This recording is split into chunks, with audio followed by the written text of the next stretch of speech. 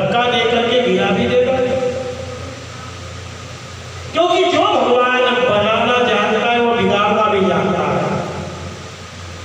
ये भगवान ने बनाने की ताकत है, उसमें बिगाड़ने की ताकत है। जो भगवान इतने बड़े ऊंचे सिंहासन पर हमें बिठा सकता है, इतना बड़ा राज्य दे सकता है, इतनी बड़ी शोहरत दे सकता है, इतना बड़ा नाम दे सकता है, इतनी बड़ी इज्जत दे सकता है, तो उस परमात्मा में इतनी ताकत नहीं कि वो मिट्टी में मिला भी दे हमें।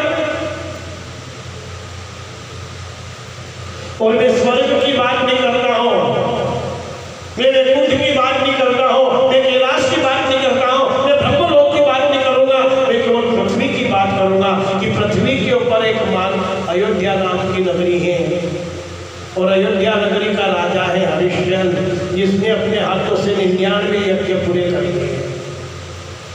100 यज्ञ करने में केवल एक ही यज्ञ बाकी है, और जिस दिन उसका 100वां यज्ञ पूर्ण हो जाएगा वो इंद्रासन का अधिकारी बन जाएगा। और जिसने 100 यज्ञ पूरे कर लिए, एक यज्ञ पूरा करने में कोई ज्यादा वक्त नहीं लगेगा, ज्यादा टाइम नहीं लगेगा, और वो सत्यवादी भी है, दानी भी है, और उसके द्वार से कोई आज तक खाली नहीं गया है, उसके द्वार से कोई भी निराश नहीं गया है, वो एक दिन स्वर्ग का अधिकारी भी बन जाएगा।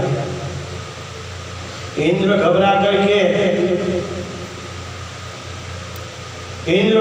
करके जैसे ही जाता है किसके पास में, विश्वामित्र के पास में, और विश्वामित्र से कहता है महाराज मैं क्या सुन रहा हूँ, एक अधरा सा राजा मेरा अधिकारी, मेरे राज्य की रक्षा करिए। सूर्य ने कहा घबराइए मत, भले से उसको स्वर्ग का राज्य भी दे दोगे, लेकिन वो स्वर्ग के राज्य को ठोकर मार देगा, घबराइए मत।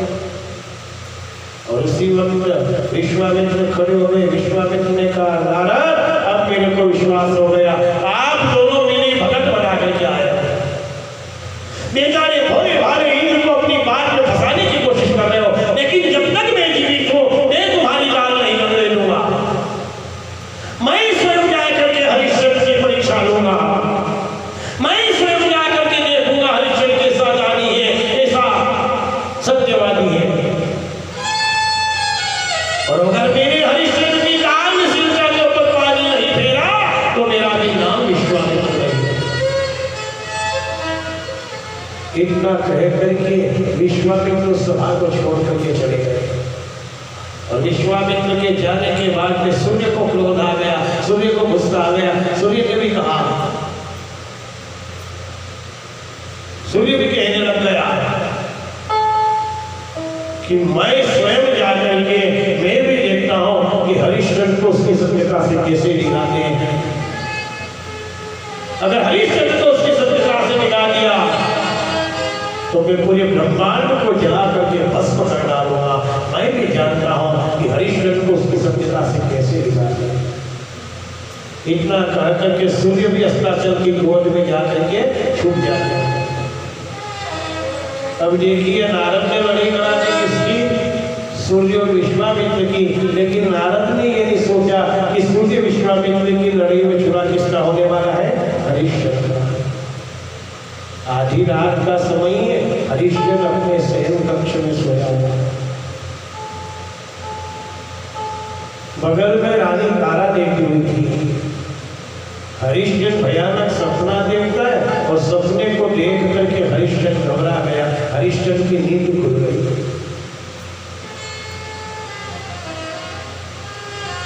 तो जब हरिश्चंद्र की नींद खुल गई, हरिश्चंद्र घबरा गया।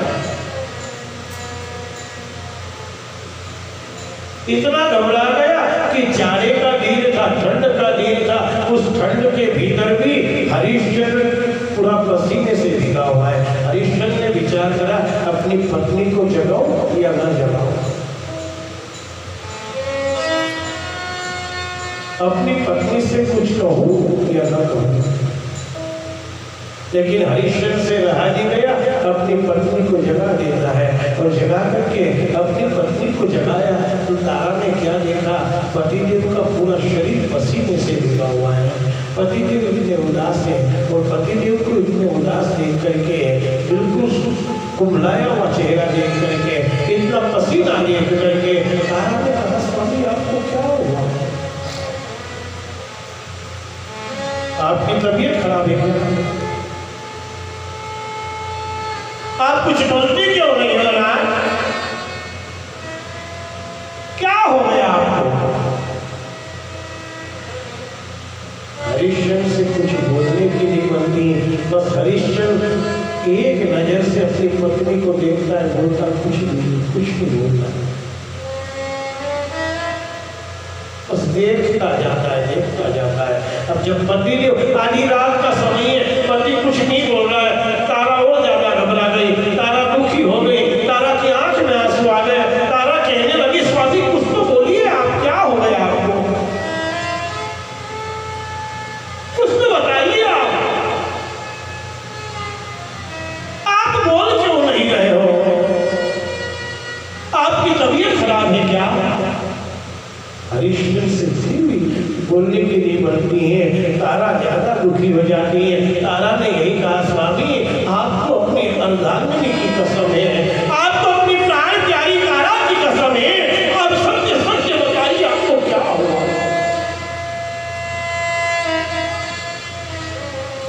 हरिश्चंद्र ने कहा, भाई ये मुख मेरा है, ये जुबान भी मेरी है, इस मुख से मैंने कितने ही लोगों का न्याय कर दिया है, फैसला कर डाला है। इस जुबान से मैंने कितने लोगों का फैसला कर दिया है। ये मुख मेरा है, ये जुबान मेरी है, पर आज दुख का वर्णन करने के लिए ये जुबान मेरा साथ नहीं दे रही है, ये मेरा मुख मेरा साथ नहीं दे रहा है। इस जुबान से मैं अपने दुख को वर्णन नहीं कर सकता हूँ, इस जुबान से मैं अपनी मुसीबत बता नहीं सकता हूँ। तो प्रिय, मैं सोच रहा हूँ कि तुम मेरी पत्नी हो, साथ दोगी या न दोगी?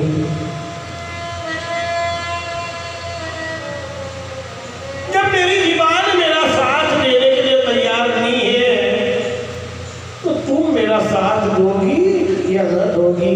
तो तारा कहती है, महाराज कैसी बातें कर रहे हैं, आपको मैंने कसम डाली, आप सत्य बताइए। हरिश्चंद्र ने कहा, प्रिय मैं अयोध्या नगरी का राजा ही रहा। क्या? बोले हाँ, मैं अयोध्या नगरी का राजा भी रहा। स्वामी अब कैसी नहीं की बातें कर रहे हैं? अरे आप अयोध्या नगरी के राजा थे, अयोध्या नगरी के राजा रहेंगे। हरिश्चंद्र ने कहा, प्रिय मैं अयोध्या नगरी का राजा था जरूर, अब अयोध्या नगरी का राजा नहीं हूँ। और हरिश्चंद्र अपनी पत्नी को कहने के लिए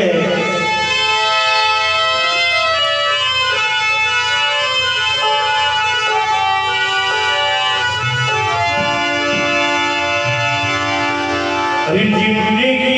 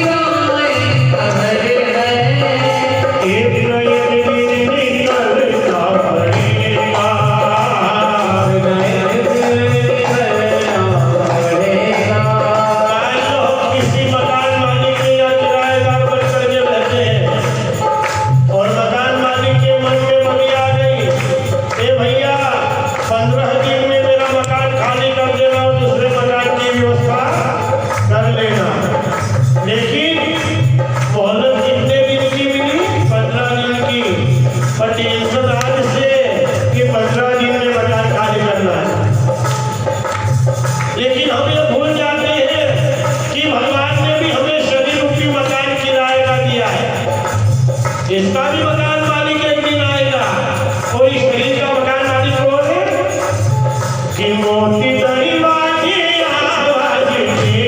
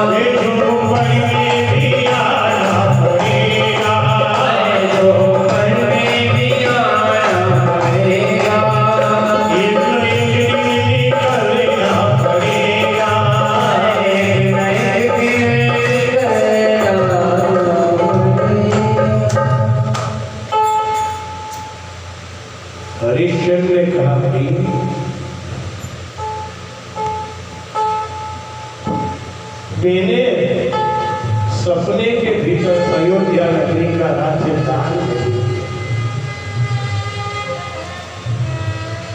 मुनिराज विश्वामित्र को मैंने दान दे दिया। तारा बोली स्वामी सपना सपना सपना होता है, सपना कभी सत्य थोड़ी होता है। अपने सपने में दिया तो भूल जाओ।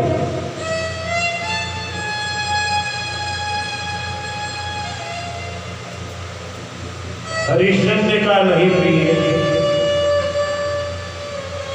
मैं क्षत्रिय हूं और क्षत्रिय अगर हो तो मैंने सपने में भी जो दान दिया उसे देकर।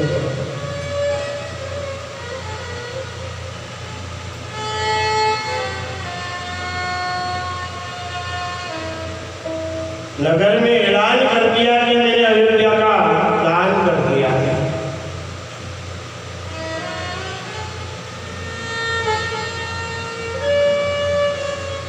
कुछ दिनों के बाद में विश्वामित्र आए, बड़े प्रेम से विश्वामित्र का स्वागत भी करा, विश्वामित्र का सम्मान भी कर दिया, स्वागत कर दिया, सम्मान कर दिया। और जब विश्वामित्र का स्वागत करा, सम्मान करा, आइए महाराज बैठिए, विराजिए, बिठाइए, विराजमान करते।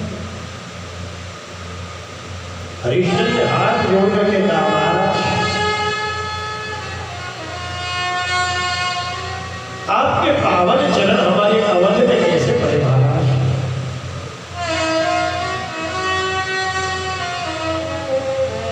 आप हमारी अयोध्या में कैसे आए महाराज? आपके पावन चरण हमारी अयोध्या में कैसे गिरे महाराज? मैं आपकी क्या सेवा कर सकता हूं महाराज? लेकिन देखिए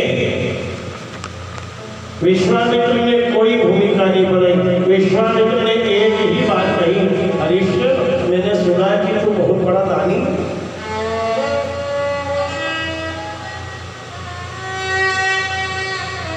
मैंने यह सुना कि तेरे समान कोई भी दानी इस पृथ्वी के ऊपर नहीं है, और मैं केवल तेरा नाम सुन करके आया। मैं बड़े बड़े शहर में गया, कस्बों में गया, झोपड़ियों में गया, महलों में गया, तीर्थ में गया, नदी के किनारे गया, पर्वत के ऊपर गया, और जहां जहां भी गया मैंने केवल एक नाम सुना कि सबसे बड़ा दानी तो हरिश्चंद्र है। और मैं तेरा नाम सुन करके आया हूं।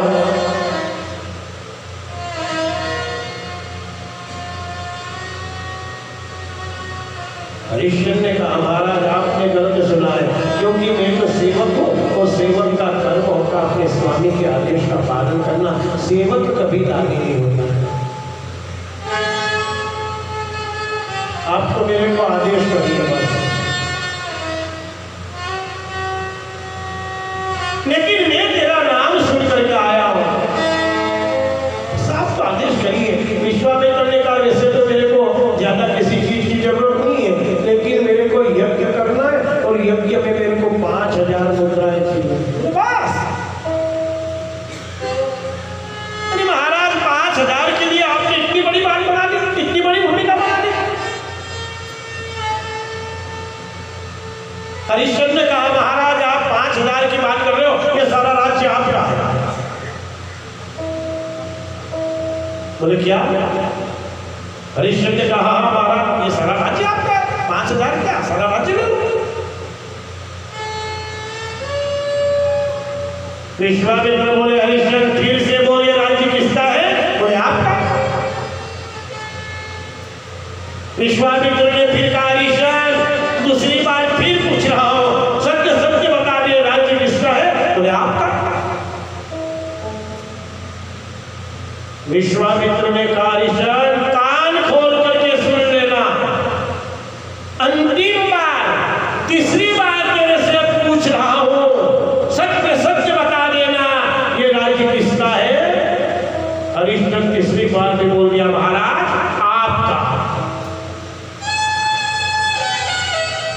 विश्वामित्र ने कहा, कर संकल्प, कर संकल्प। हरिश्चंद्र ने संकल्प कर दिया। विश्वामित्र ने कहा, अपने सिर का ताज निकाल करके दे। हरिश्चंद्र ने अपने सिर का ताज निकाल करके विश्वामित्र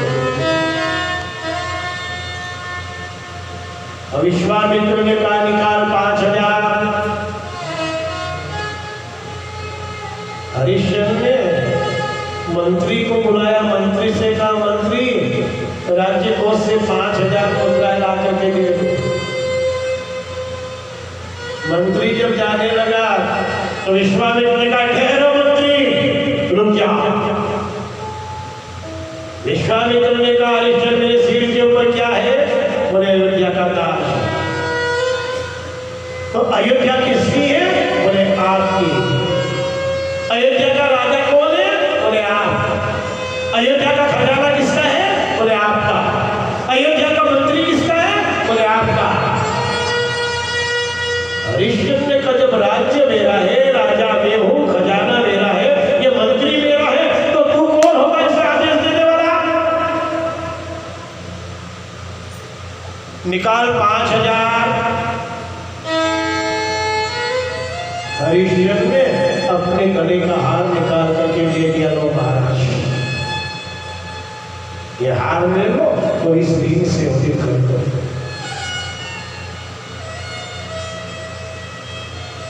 विश्वामित्र बोले क्यों? कभी दालकी करने गया था? बोले नहीं गया। कभी मजदूरी करी थी? बोले नहीं करी। कभी सिर के ऊपर लगारी उठी थी? बोले नहीं उठी। तो ये हार कहाँ से लाया था? बोले खरीद के लाया था। रुपया कहाँ से लाया था? बोले खजाना से निकाला था। खजाना किसका था? बोले अयोध्या का। अयोध्या किसकी है? बोले आपकी। तो निकाल हार। हार नहीं दी। फिर विश्वामित्र ने कहा निकाल 5000। हरिश्चंद्र ने कहा महाराज अगर मेरे गले का हार राज्य का है तब तो मेरी पत्नी और पुत्र के गहने आभूषण लेकर के मेरे को हीर से हुई कर दीजिए। तो हरिश्चंद्र ने कहा तो विश्वामित्र फिर कहते क्यों? तेरी पत्नी रकम अपने पियर से ली थी? बोले नहीं लाई।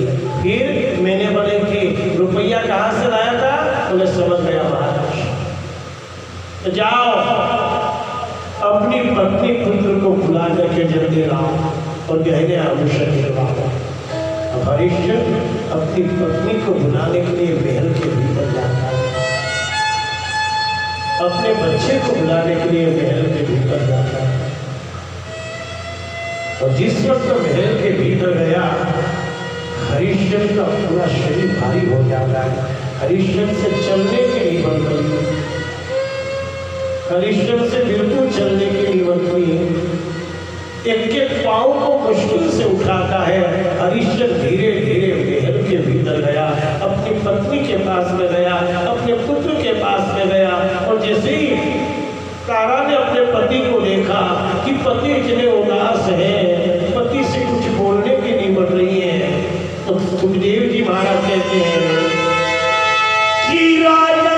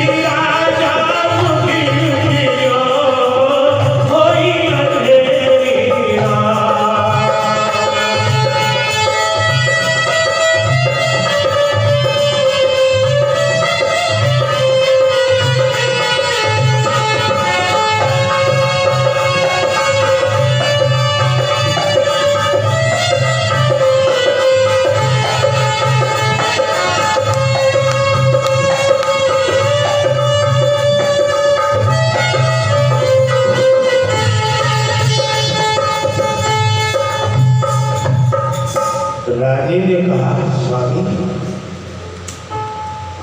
आप चलने की नहीं बोल रही, क्या हुआ? हरिश्चंद्र ने कुछ नहीं कहा। हरिश्चंद्र ने कहा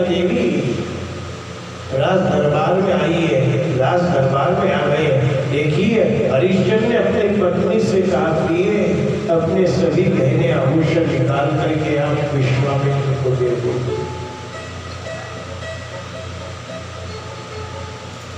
बच्चे से कहा, रोहित से कहा, अपने गहने आभूषण निकाल करके दे दो। धन्य है उस भारत देश की नारी को जब कहा कि सभी रकम निकाल करके दे दो, तारा ने एक बार भी नहीं पूछा कि मेरी रकम महाराज जी को क्यों दे रहे हो, निकाल करके दे दी। राजकुमार रोहित ने भी रकम दे दी महाराज।